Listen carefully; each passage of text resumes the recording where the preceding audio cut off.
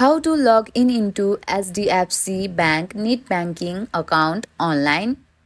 Hello everyone, welcome back to our channel. Today in this video, I'll guide you through the step on how to log in into HDFC Bank Netbanking account online. So let's get started.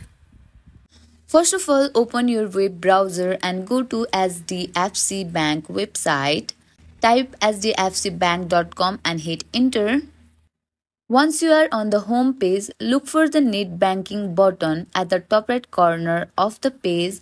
You will find it on the login option. Tap on it. This will take you to the Net Banking login page. Here, type in the customer ID or user ID, then tap on the continue.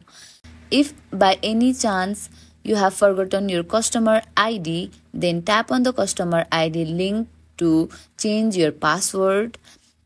Then after entering your customer ID and user ID, tap on continue.